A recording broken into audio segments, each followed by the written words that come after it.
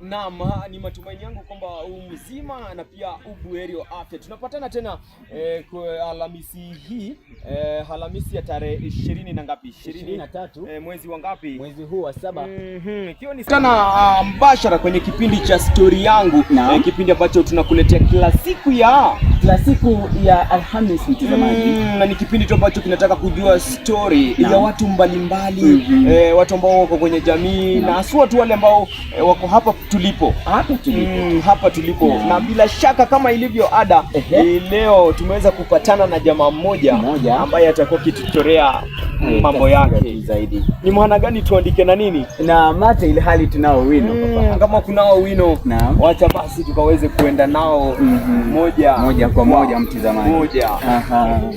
Naam, ndio huyu hapa jamaa. Ndio. Amefika. Karibu sana. Karibu sana mwenzetu. Tunakaribisha zaidi katika kipindi hiki cha moja kwa moja Story Yangu. Tunapiga tu taswira, je, maisha yamekuwa vipi? Umezaliwa wapi, labda mambo kama hayo. Karibu sana na jitambulishe tu kwa wasikilizaji na watazamaji wetu hapa.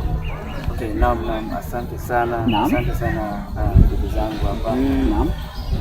Wala mtazama, mimi naitwa Protas, mzaliwa wa Busia, watu watano. Bila shaka mimi nimebalance aje, kuna gender based hapa ama wapi tumefinya ama imebalance? Okay, iko hivi, mimi ni wa pili, wa kwanza ni msichana. Ndio. Ni msichana pia yuko bado chuoni. Alafu mimi ni mvulana, alafu tena mvulana nifuate. Ndio. Alafu tena msichana, alafu tunafunga na mvulana. Naona imebalance, imeweza kuweka balance. So unatuambia ndio huko ndiko umezaliwa? Nimezaliwa huko. Eneo bunge gani labda? Eneo bunge la Teso South. Teso Kusini. Ukasomea huko labda ama mambo yako ya kusoma imekuwa labda vipi? Naam, mambo na masomo, mimi kusoma tulianza kusoma nikiwa Kajiado County. Basi nilianza masomo yangu ya chekechea mpaka nikafika hapo darasa la 3. Darasa la 3 ilikuwa mwaka 2012. 2012 ndiposa tukarudi nyumbani, Busia sasa. Tukaanza maisha Busia. Sasa tukarudi Busia, maisha tukapambana na maisha polepole. Haikuwa rahisi, lakini Mwenyezi Mungu alikuwa anatupa nguvu ya kuendelea kusonga hatua kwa hatua. So tukarudi, ndipo unajua wakati huo tukiwa town huko nyumbani hatukuanga na tumepanda vitu kama hiyo. Maisha ilikuja kaanza kuwa ngumu, kama ndio unaanza mwanzo. Maisha ya kijijini sasa. Maisha ndio unaanza mwanzo. Nashukuru mama yangu sana. Kwanza hata namsalute popote alipo kabisa. Mungu azidi kumpa baraka, azidi kumpa nguvu, azidi kumwelimisha. Mama aling'ang'ana na sisi tulikuwa amana polepole. Wakati huo mzae yuko area ama mzae? Mzae bado anapambana huko. Bado kule mjini kule. Lazima familia iende nyumbani. Familia nyumbani kwanza. Bado anapambana huko. So namshukuru mama yangu, tupambana na yeye, tukakaa na yeye, tukaendelea na masomo. 2018 nikamaliza primary. Nikajiunga na kidato cha kwanza 2019 huko St. John's Alupe. St. John's Alupe. Tukaanza hapo ndio nilijua kwamba ninaweza pia kaimba kisanii, lakini unaweza kaimba pia kidato kipi labda? Nilijigundua nikiwa kidato cha kwanza. Nakumbuka nikiwa primary bado, flashback kidogo, nikiwa primary bado nilikuwa na husika na dancing choir kama. So ni kitu ambacho kiko ndani yako. Kiko ndani. Kiko ndani. So kidato cha pili kinachipuka sasa mbashara. Kidato cha pili sasa kwa nguvu. Kidato cha pili sasa hiyo mambo na choir nini. Kwa jaribu lakini haikuwa imeingia vyema kabisa, haikuwa imegrow, unaona. So nilikuwa nafanya secular songs. Nyimbo za dunia hizi. Nyimbo za dunia nilikuwa nazipenda sana. Ndio. Nilikuwa nazipenda sana. But lakini venye ilifika form 4. I remember one day nikiwa form 4. Ndio. Nimetoka form 4 2022. Nikaenda kanisani. Ndio. Kuna mhubiri mmoja namkumbuka alikuwa amekuja kanisani. Akasema ya kwamba tufungue kitabu fulani alafu mmoja atusomee. Ndio. Mimi nilikuwa hata siwezi simama mbele ya watu nikasema kwamba tusome kitabu namna hii. Unakalia nyuma. Anaitwa backbencher. Bwana ilikuwa hapana kabisa ndugu yangu. Sasa ujasiri ulitokea pale kwamba niliona kanisani mwangu naona mambo yaendi vizuri, youth tuko wengi lakini mambo haifanyiki. So nikaomba neema, nikamwambia Mungu siku moja pia naomba neema pia at least nikaweza kuongelesha watu, nikaweza kuongelesha mtu. Siku ikafika, there is a visitors tena wakakuja wakati challenge sana. But hiyo wakati sasa unajua kinanda ikukua kwa beats download beats naimba nazo kitu kama hicho. So kuanzia hapo sasa safari yangu ya uimbaji ikaanzia hapo sasa. Sasa hapo hivyo tukaanza hapo swali na uimbaji, mazoezi nini. Naam, bila shaka unazidi kumsikia kutoka kwake. Ndio tumemaliza sasa, anatupeleka kwenye hatua nyingine. Anatuleta kwenye safari yake ya kimuziki sasa. Je, alianza vipi huu muziki?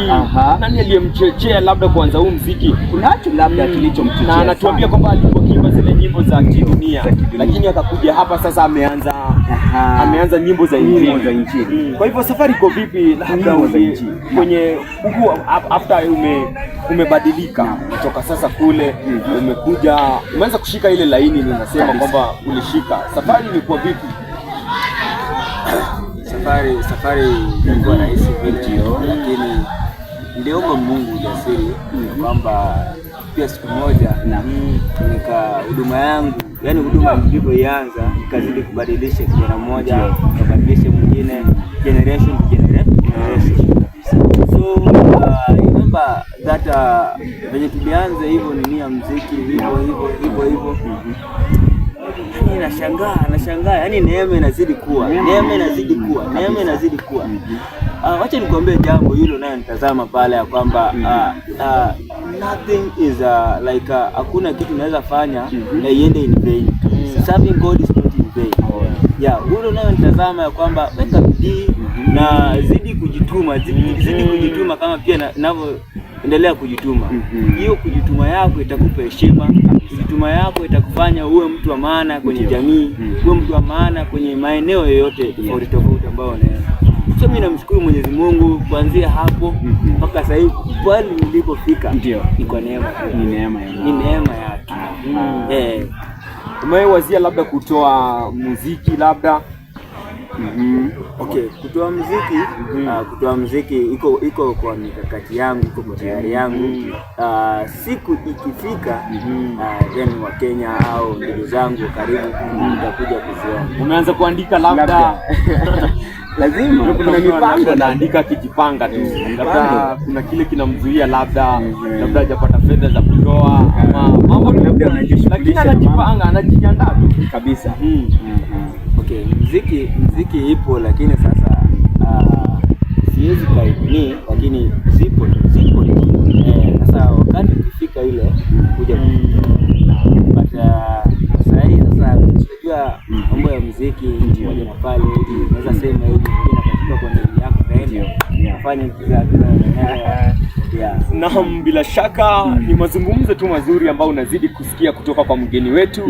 Ikiwa basi ni kipindi tu kinaendelea, kipindi cha story yangu mtazamaji, cha story yangu ambacho leo hii tulivyokuambia tumekuwa tukimketisha jamaa moja hapa na anazidi tu kutueleza yeye pia ni mwanamuziki, yeye ni wa kupeana zile ushauri na saa yanatutumiza. Unasikia kikwambia kwamba katu usikate tamaa. Japokuwa mambo yatakwendea tofauti, usikate tamaa. Labda tukimalizia tu ndugu yangu na neno la mwisho labda la kutuambia pale, ama kumwambia yule mwenye anakutizama labda kuna yule mwenye ako labda kule ulikokuwa, unasema kule ulikuwa utaki kukaribia kule mbele huko, kuna mtu ako hapo, unaweza mwambia aje labda?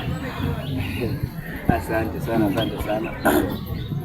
Yule anayenitazama, ningependa tu kuambia jambo moja kwamba fanya kitu kujua kwamba Mwenyezi Mungu yuko pamoja nawe, na ipo siku utafanikiwa, ipo siku utavuna yale ambayo unahitaji. Unaona, wakati mwingine unafanya kitu unasema kwamba mimi siwezi nini, kwamba hapana, sio hivyo. Ipo siku yako Mungu amekutengea, utazidi kufaulu, na utazidi mambo yako yatazidi kwenda sawa jinsi unavyohitaji. Hivyo tu ningependa kumwambia yule anayetazama.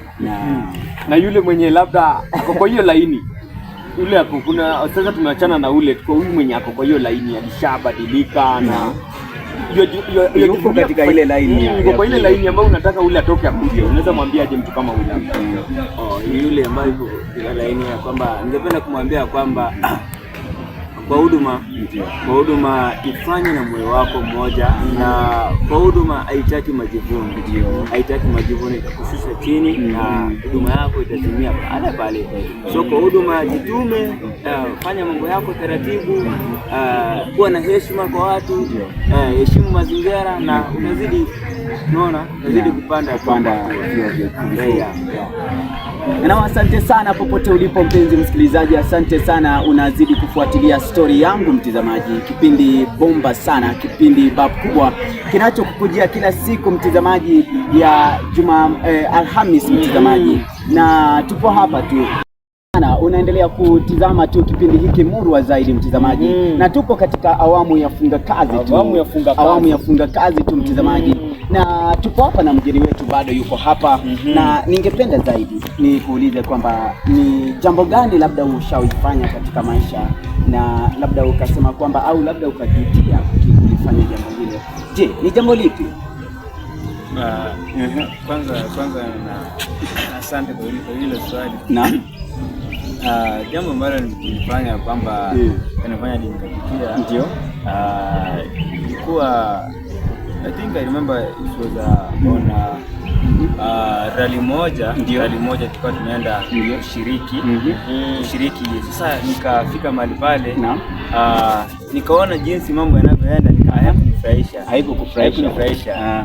Sasa pale nikasema Mungu nipe pia nguvu na neema, ndio pia nikazidi kufanya vile zaidi ambapo nitakufurahisha zaidi. So nikaomba neema, nikaomba Mungu akanipe nguvu na akajalie neema, na mambo ikawa sawa. Labda swali jingine hapa, ni chakula kipi ambacho wewe hupenda sana? Ni kipi hicho? Chakula ambacho ukipenda sana. Anapenda sana kujua mtazamaji. Kwa sababu tunazungumzia maisha yako. Kuna kitu tu ambacho unakipenda maisha yako. Naam. Ndio.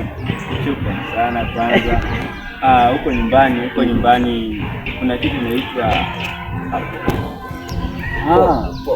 nyama ya nguruwe. Ndio. Kwa lugha yetu nyumbani naita epege.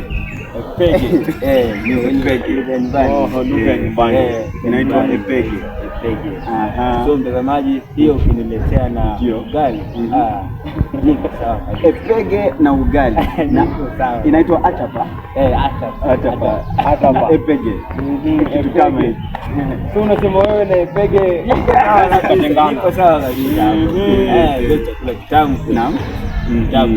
Kizuri sana. Swali jingine labda, mwezi mmoja una siku 31, 29, ndio 30.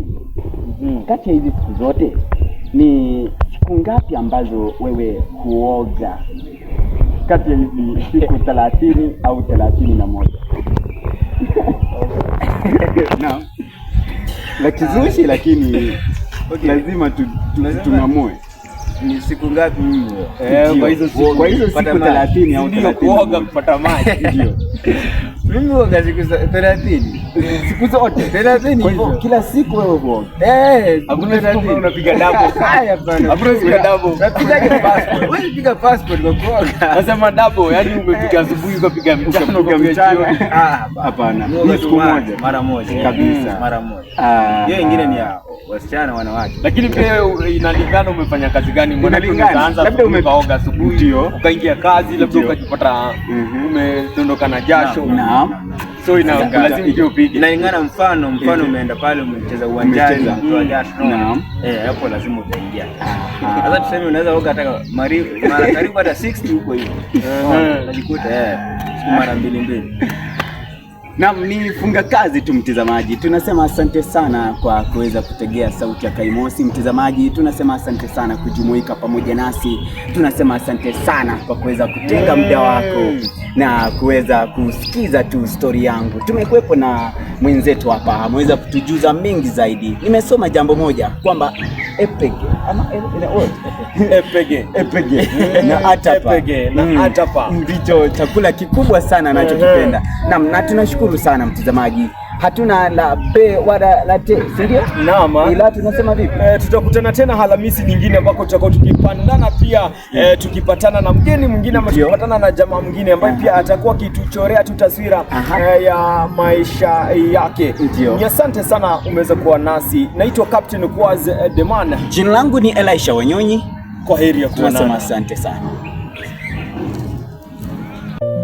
Imekuwa ni makala ya stori yangu hapa Kaimosi Voice, Kaimosi Radio.